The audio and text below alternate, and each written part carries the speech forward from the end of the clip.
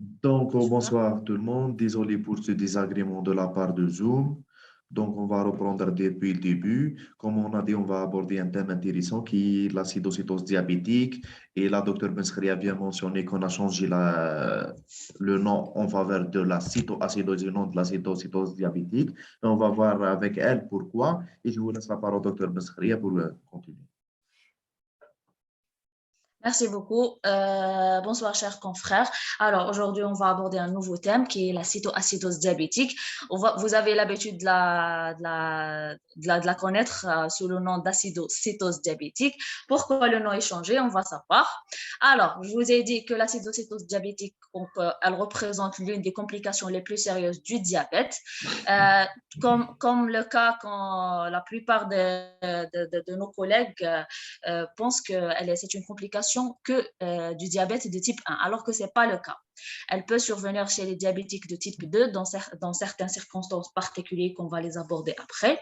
Alors, le pronostic est beaucoup plus de la capacité du patient à réagir à cette hyperglycémie et surtout la prise en charge rapide et adéquate. Comme on doit aborder, on ne peut pas passer au traitement sans aborder la physiopathologie pour déterminer les différentes paliers de traitement. La cytoacidose, on a l'habitude de l'appeler l'acidocétose. Alors, Exactement. elle survient en général par la présence de deux facteurs, essentiellement la carence en insuline, c'est pas que l'absolu, mais aussi la relative, et aussi l'augmentation des hormones de contre-régulation. Vous pensez, puisque la majorité, on est là pour changer certaines notions et surtout pour avoir les bonnes habitudes, la plupart pensent que la présence des corps cétoniques est liée à la carence insulinique, alors que ce n'est pas que ça. Il y aura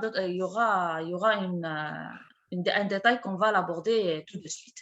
Alors, cette carence en insuline et cette augmentation des hormones de contre-régulation qui augmentent dans les situations de stress, soit une infection, soit une pathologie telle que l'AVC, les DM et d'autres pathologies qu'on va les aborder. Alors, le retentissement sur le métabolisme glucédique va d'une part à cause de déficit en insuline, donc il n'y aura pas une utilisation du glucose par les tissus périphériques, donc il y aura du glucose dans le secteur vasculaire qui ne fait rien, donc c'est l'hyperglycémie. Et d'autre part, c'est l'augmentation des hormones de contre-régulation qui vont entraîner une hyperglycémie aussi, mais par une activation de la néoglucogenèse. Cette hyperglycémie va entraîner pour un mécanisme compensatoire par le rein et va essayer d'éliminer l'excès de glucose qui est par une glucosurée qui va entraîner une diurèse osmotique. Donc la diurèse osmotique, donc mon collègue le néphrologue il est mieux placé que moi, c'est une diurèse provoquée par la présence d'une molécule en excès et il n'y aura pas Osmotiquement que la active. fuite. Voilà, osmotiquement actif, qu'il n'y aura pas que la fuite de cette molécule, mais aussi de l'eau avec et d'autres électrolytes. Cette diurèse osmotique, dans les cas, dans la persistance ou bien les cas graves, elle va entraîner une déshydratation. La déshydratation, on sait que c'est la cause essentielle d'une insuffisance rénale fonctionnelle. Donc, on va rentrer dans un cercle vicieux par une diminution de la filtration glomérulaire. Donc, le mécanisme A, éliminer cette hyperglycémie, il va être défectué. Donc, majoration de l'hyperglycémie. Ça, c'est pour le retentissement sur le métabolisme glycédique. On va passer sur les effets sur le métabolisme d'eau d'électrolytes, c'est principalement par la diurèse osmotique, par la présence de l'hyperglycémie et l'acétonémie. Ces deux molécules, leur excès, vont entraîner une diurèse osmotique. On a dit qu'il n'y a pas que ces molécules qui vont être éliminées, mais il y aura aussi une élimination d'autres électrolytes avec de l'eau, principalement le sodium et le potassium.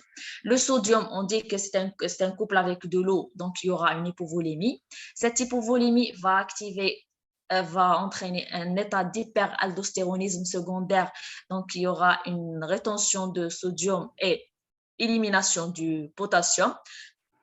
Donc, ça va aggraver l'hypocalémie.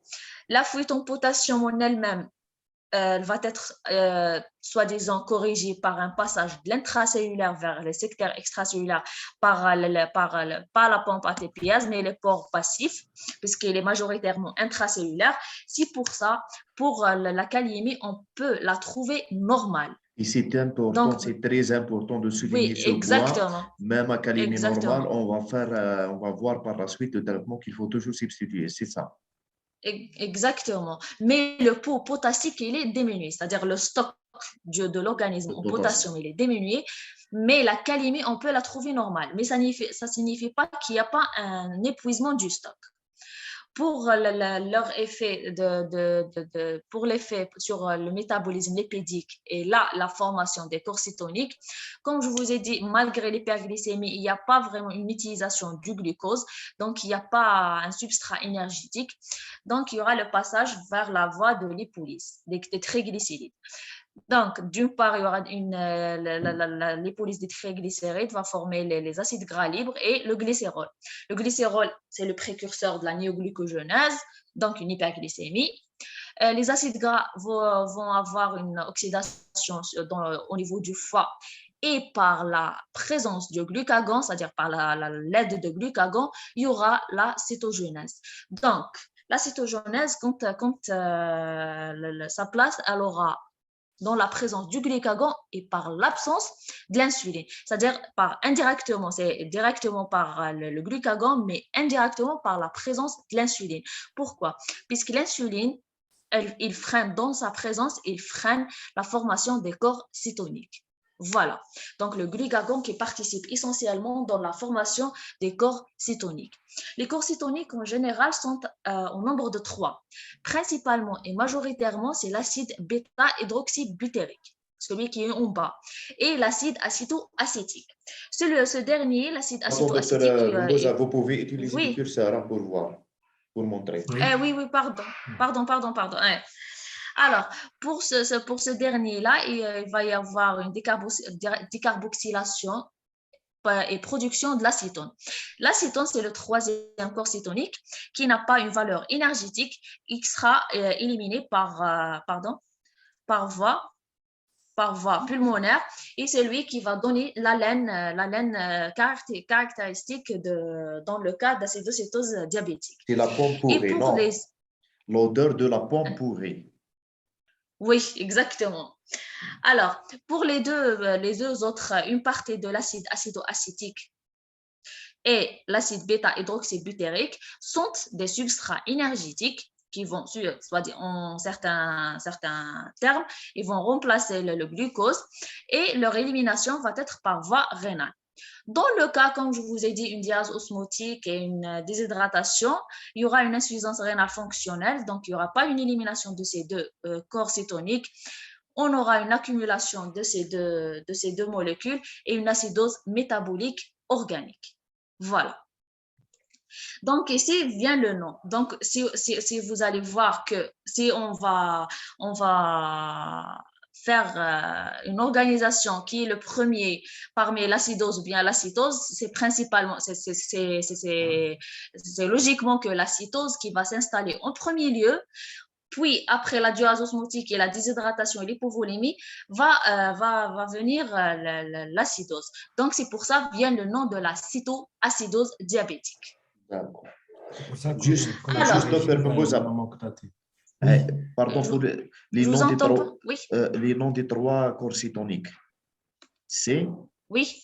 Juste pour le premier. Oui. Le premier, c'est l'acide majoritairement, c'est l'acide bêta-hydroxybutérique. Oui. Voilà. Et le deuxième, c'est l'acide acétoacétique. Et le troisième, qui est l'acétone, qui n'a aucune valeur énergétique. D'accord, juste l'odeur. Voilà, juste l'odeur. D'accord. Alors, pour le diagnostic positif, se pose sur 3 principaux signes. C'est l'hyperglycémie en premier lieu, avec des signes cliniques bien sûr, mais le diagnostic positif, c'est les signes cliniques en général nous orientent, mais le diagnostic positif se pose sur 3. Pardon, docteur Benskria, je vous interromps. Si l'acidocétose n'est pas d'origine diabétique, il n'y aura pas d'hyperglycémie. C'est juste de souligner ça. Justement, je vous ai mis un tableau de diagnostic différentiel à la fin pour éliminer les autres diagnostics.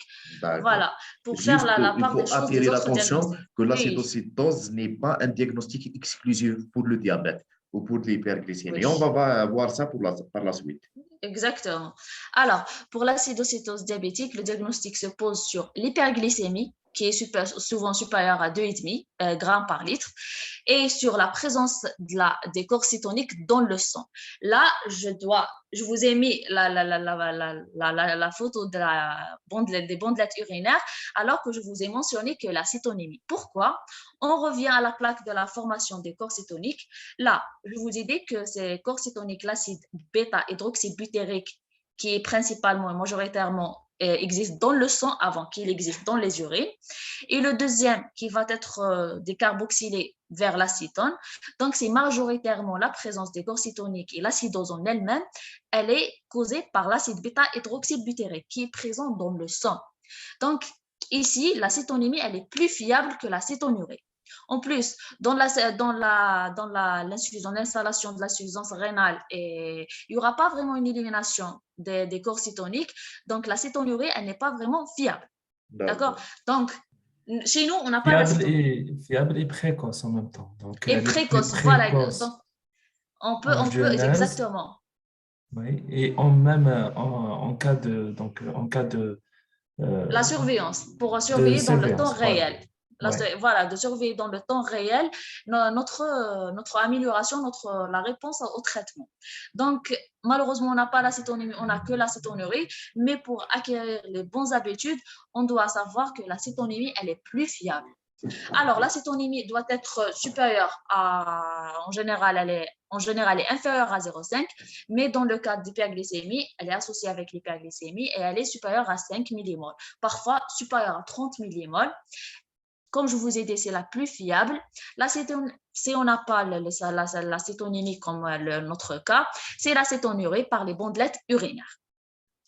Mais il existe toujours dans les bandelettes urinaires, il y a les faux négatifs et les faux positifs. Les faux négatifs, puisque parfois la bandelette elle est de mauvaise conservation, donc on aura des faux négatifs.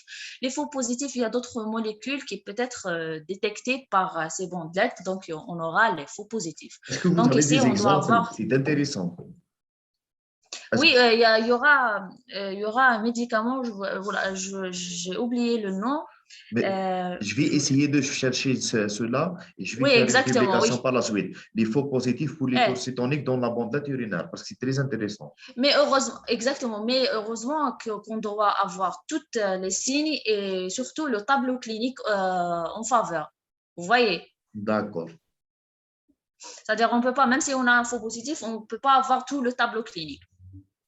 Et pour la troisième composante du diagnostic positif, c'est l'acidose métabolique détectée par une gazométrie artérielle. Là, on va trouver un pH qui est diminué inférieur. On a parlé des troubles acido-basiques. Une acidose, donc un pH inférieur à 7,30, surtout dans l'acidocétose diabétique. Métabolique, donc une diminution des réserves alcalines, c'est-à-dire un taux de bicarbonate qui est inférieur à 15. Et on sait ici dans le cas de... Je préfère te dire ou, donc un pH inférieur à 7,30 ou une bicarbonatémie inférieure à 15. Une réserve alcaline inférieure à 15. Donc, c'est un ou.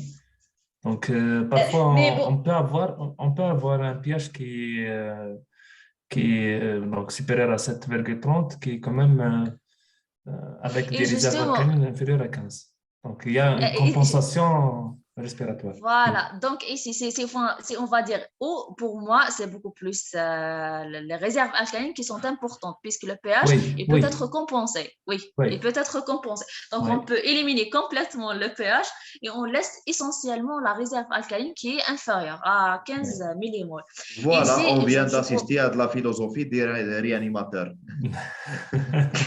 Non, puisque le pH peut changer, mais les réserves alcalines sont dans tous les cas constants et sont diminuées.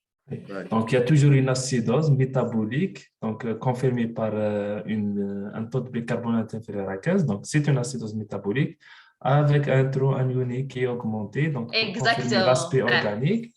Et Voilà. un pH qui peut différer. Donc, un pH, soit dans la majorité des cas, oui, on trouve un pH inférieur à 7,30, mais on peut avoir certaines situations précoces C'est parfois, les donc d'un voilà, pH, surtout dans les situations compensation précoces, oui. respiratoire. Oui.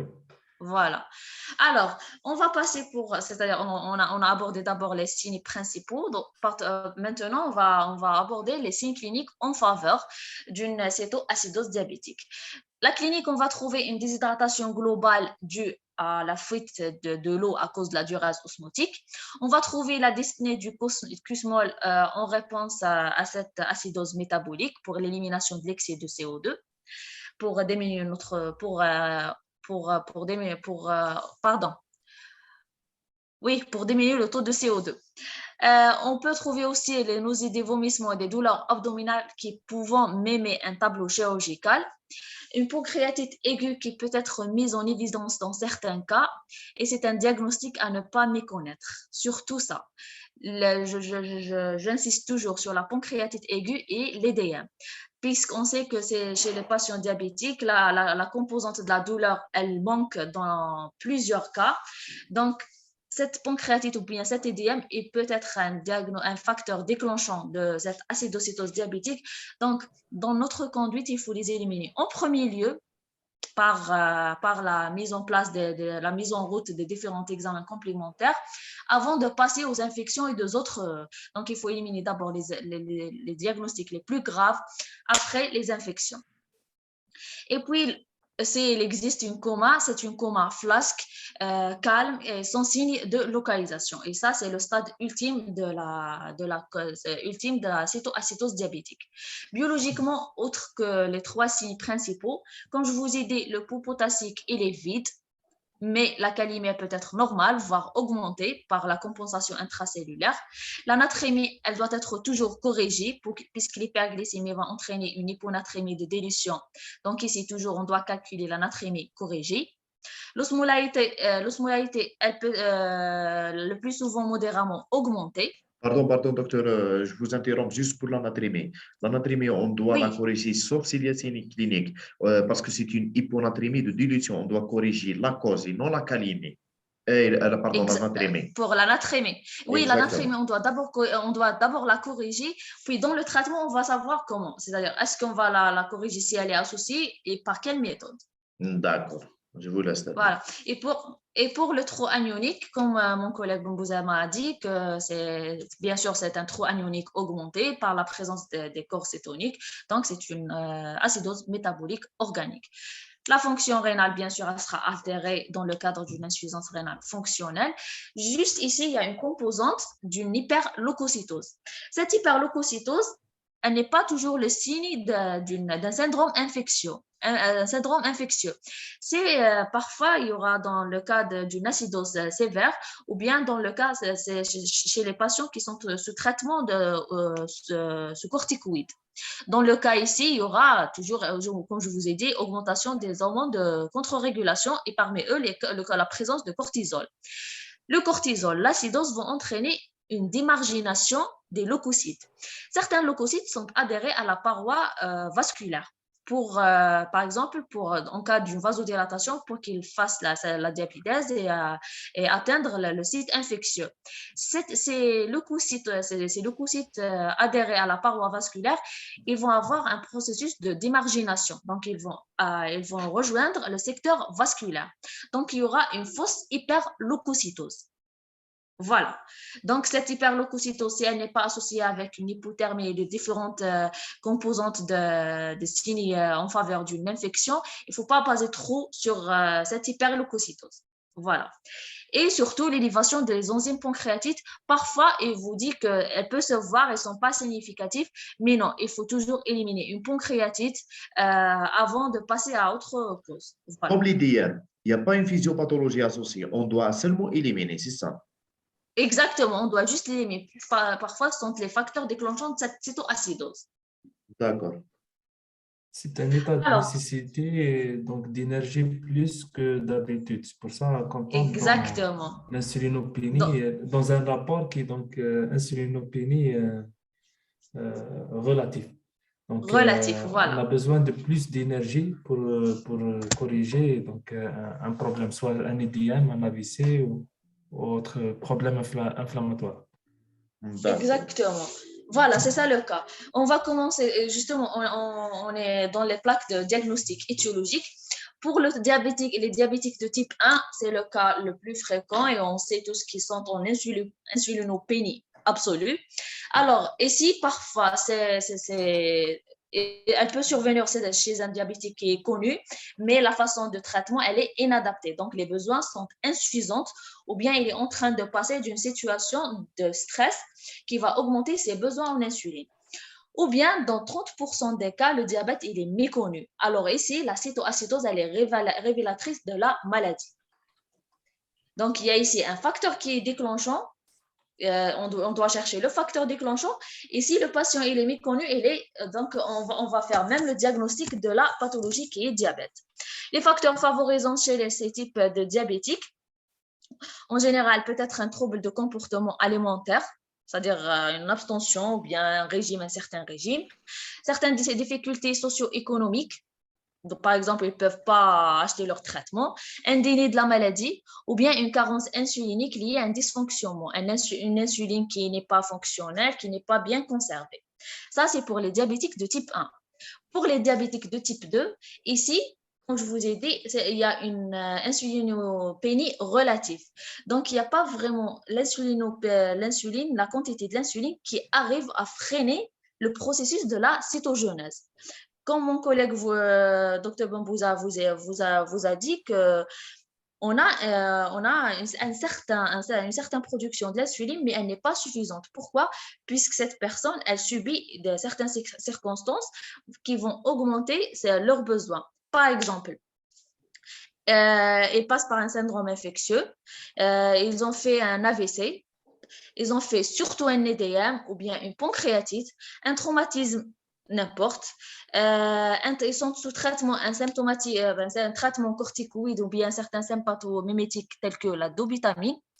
Il y en a certains médicaments qui vont entraîner une destruction d'un effet toxique direct sur les îlots de bêta-langerhans, tels que le tacrolimus, le pentamidine et L-asparginase, et certains antipsychotiques atypiques. Et aussi certaines pathologies hormonales, qui est l'hyperthyroïdie, qui va augmenter les besoins en insuline, et les phéochromocytomes et la maladie de Cushing.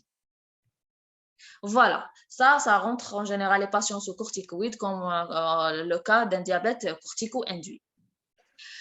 Maintenant, on va passer au traitement. Les 3 paliers de traitement. Avant de commencer tout, on doit restaurer d'abord une fonction, on doit restaurer l'état hémodynamique correct pour corriger la volémie extra- et intracellulaire et restaurer notre fonction rénale. Deuxième élément, c'est l'insuline adaptée, l'insulinothérapie adaptée. Et troisièmement, la correction des troubles hydroélectrolytiques et essentiellement le potassium. On va commencer par la restauration de l'hémodynamique par le remplissage. Le remplissage, comment on va le réaliser? Pour la première heure, c'est par le sodium. C'est par le sérum salé isotonique. Ça sera de 15 à 20 cc par kilo, soit 1,5 litre dans la première heure. Puis, ça nous donne le temps déjà pour un peu restaurer la volémie et faire notre bilan. Alors, si la natrémie corrigée, elle revient, si elle est élevée ou bien normale, ici, on ne doit pas l'augmenter puisque n'oubliez pas qu'on peut avoir des états d'hyperosmolarité avec une cétoacidose. Donc, ça peut être associé. Donc, ici, la correction ne va pas être avec du salé isotonique, mais beaucoup plus par le salé hypotonique. Docteur Bambouza, ici, je m'interromps moi-même. Est-ce que vous avez l'habitude de le préparer, ce sodium hypotonique? Non. Non, Alors, une fois, j'aime pas utiliser l'hypotonique. Je suis toujours pour Parce que ça cause l'hémolyse, c'est très dangereux. Pardon, le sérum Oui, hypotonique, c'est très dangereux. Ça donne de l'hémolyse par hyperhydratation intracellulaire. Donc, on pardon. l'évite carrément. Mais pardon, ici, on a le cas de, par exemple, le glucose 5%, il est considéré comme une solution hypotonique. D'accord? Mais Pas comme le quand salé, même vraiment. là, Oui. oui, on peut discuter de ça dans une autre journée, donc des solutés donc, isotoniques ou hypotoniques. Donc, le glucose est à 5%, il a une osmolarité quand même à 285, à peu près, donc à C'est la physiopathe qui se 285 change, c'est l'entrée milliosmoles. du glucose dans la cellule qui change la phase des choses. Voilà. Il Donc, laisse l'eau en externe. il y a une entrée de glucose en intracellulaire, donc ça va rester que de l'eau au niveau vasculaire, mais cette eau va être progressivement répartie dans les différents secteurs. Le problème, c'est qu'avec l'hypotonique, ça va agir directement sur les premières cellules en contact. Donc, c'est ce qui va causer, donc, comme vous l'avez bien dit, une hémolyse. Donc, c'est risqué de travailler avec de la NaCl, surtout en médecine générale, parce que parfois on utilise certaines solutions par voie centrale, par voie, donc, euh, on doit avoir au moins une bonne voie de bon calibre pour Je voulais, utiliser, oui, je voulais juste oui, vous apporter que on a essayé une fois, pratiquement, on n'a pas du salé hypotonique. Oui, Mais oui. on a les flacons, on nous a ramené récemment des flacons de l'eau distillée. Donc, qu'est-ce qu'on fait? On va les supplémenter par du sodium, par des ampoules du sodium, par la Exactement. quantité. Voilà. Donc, on va créer une sorte d'un salé hypotonique. Voilà. oui, mais ça reste quand même dangereux de Attention, attention, l'utiliser, surtout à surtout. l'hémolyse. Mais Oui. ça, c'est les recommandations, c'est les nouvelles recommandations. Ah oui, On n'a rien oui, à mais faire. On n'a rien à faire que. l'utilisation d'une solution hypotonique elle ne doit pas être généralisée elle est sur le Oui, bien plan sûr. utilisation.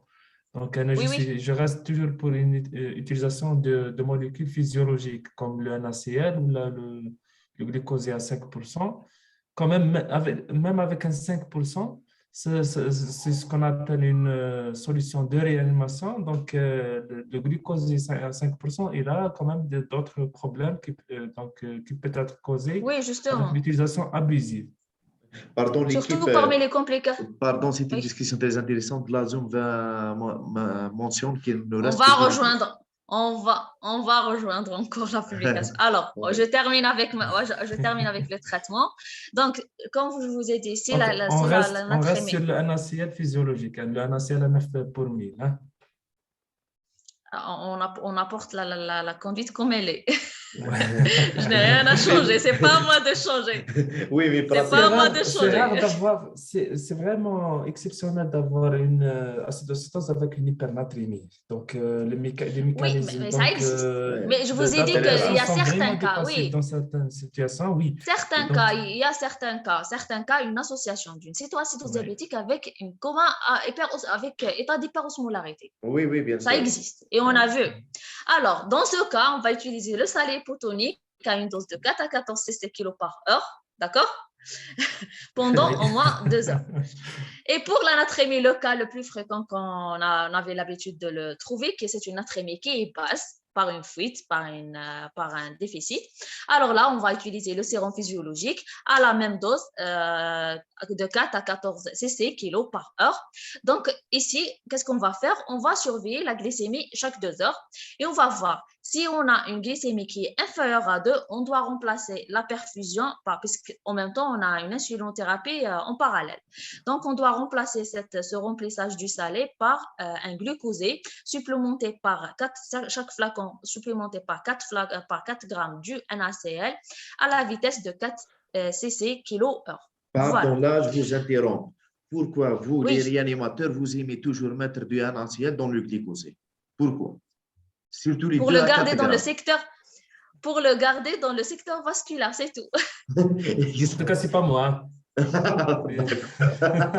jamais On utilisé va vous cette laisser la méthode. présentation sur les titres de remplissage, donc. Oui, oui. D'accord. Alors, pour la deuxième partie, c'est l'insulinothérapie adaptée. Alors, comment on va faire? On va donner à la seringue électrique une dose de 0,1 à 0,14 unités par kilo par heure sans bolus. Alors, on va surveiller la glycémie après les 2 premières heures. Qu'est-ce qu'on va faire? C'est après la première heure. Si la glycémie elle est abaissée inférieure à 10%, on va continuer notre dose. Si elle n'est pas abaissée, qu'est-ce qu'on va faire? On va donner ici le bolus. Ici, on va donner le bolus de 0,14 unités par kilo. Et puis, on va continuer notre traitement à la SAP. Alors, ici, puis on va continuer la même conduite. On va surveiller la glycémie chaque 2 heures. Si elle est diminuée, qu'est-ce qu'on va faire? On va diminuer chaque heure par la moitié de la dose. La moitié de la dose, on va augmenter jusqu'à l'arrêt définitif. Sans l'arrêter et en même temps on va juste remplacer le remplissage par du glucosé. Et maintenant pour le troisième secteur qui est la correction des troubles hydroélectrolytiques qui est principalement le potassium. Comme je vous ai dit, elle peut être abaissée, la kaliémie, ou bien élevée ou bien normale. Si elle est abaissée, c'est avant de substituer l'insulinothérapie, on doit la corriger à la SAP. À la seringue électrique, la kaliémie. Pas question de commencer une insulinothérapie, puisque vous savez tous, l'hypocalémie, des torsades de pointe, des troubles cardiaques. Si la kaliémie, elle est supérieure à 5,2, on ne peut pas la donner, surtout s'il y a des signes électriques. D'accord? S'il y a des signes électriques. C'est juste la surveillance. Oui. Et c'est notre kaliémie, elle est normale. On peut administrer jusqu'à 1,5 à 2 grammes par litre. Notre objectif de kaliémie, c'est de 4 à 5. Maintenant, notre surveillance de la glycémie, la première heure, ça sera chaque 30 minutes, puis tous les heures. Et pour notre ionogramme, ça sera toutes les 4 heures. Voilà. Mais attention, Et la pas vitesse de arrêter. correction. La vitesse de correction du potassium, c'est 1 gramme Pardon? par heure. Oui, ne pas dépasser l'1 gramme par heure, oui.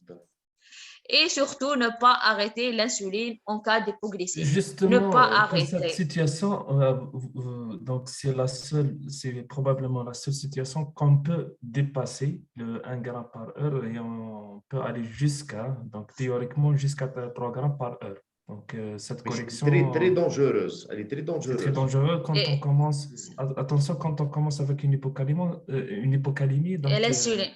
on doit corriger à 1 gramme par heure. Donc vous pouvez compter avec moi. Donc à 1 gramme par heure, la calémie. Donc, pour une hypocalémie, premièrement. Donc deuxièmement, on doit donner la ration de base en potassium qui est de 6 à 8 grammes par 24 heures. Donc, on doit compter donc, à peu près de 0,5 grammes par heure. Et troisièmement, donc, ça sera pour chaque unité d'insuline, on doit donner un milliéquivalent de potassium. Mais attention, c'est très dangereux. Sous surveillance scopique, de préférence sous surveillance scopique. C'est une surveillance qui doit être très rapprochée. Donc, quand on est devant un malade en hypocalémie avec une acidocétose, c'est quand même un malade qui est quand même très grave. Hein.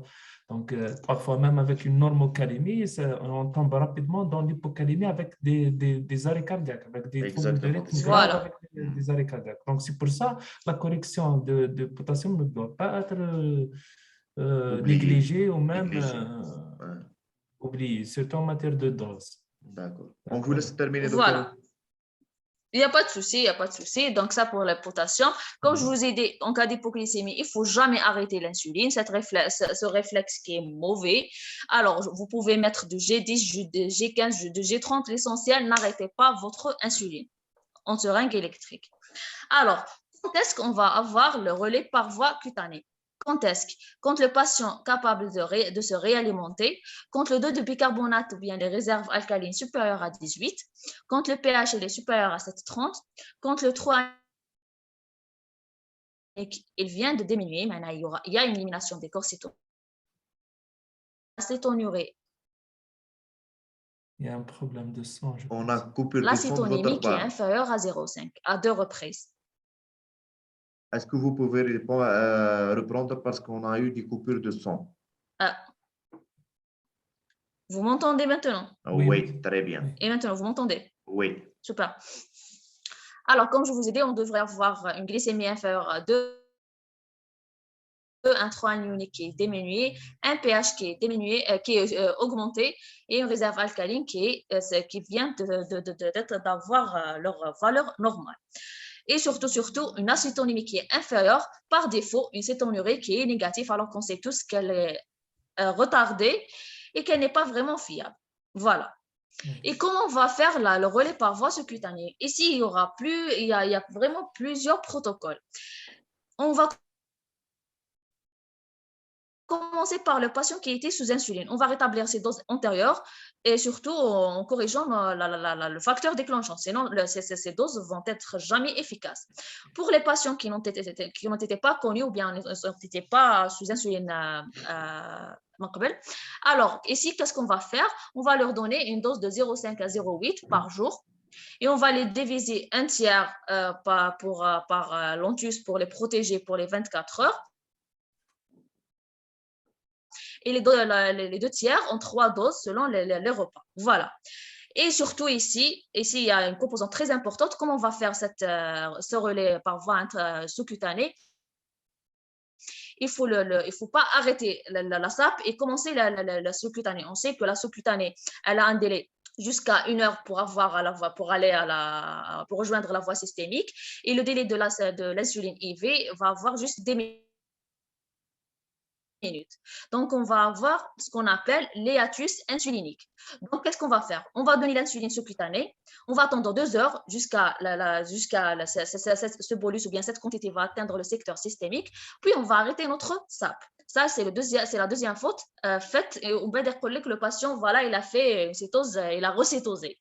Alors, c'est ça, c'est l'hiatus insulinique.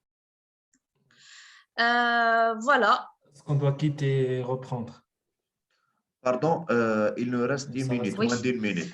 Il nous reste que le tableau, il ne reste que le tableau différentiel. La cétose de jeûne, on va avoir une hypoglycémie par contre avec des corps cétoniques à la bandelette. Dans l'acétoacidose, on a parlé. L'acidose lactique, là, on va voir la glycémie, elle sera normale, c'est-à-dire il n'y aura pas une hyperglycémie, il n'y a pas une glycosurée. Et le coma hyperosmolaire, il n'y aura pas des corps cétoniques. Voilà, c'est ça le diagnostic différentiel principal. Et pour les complications,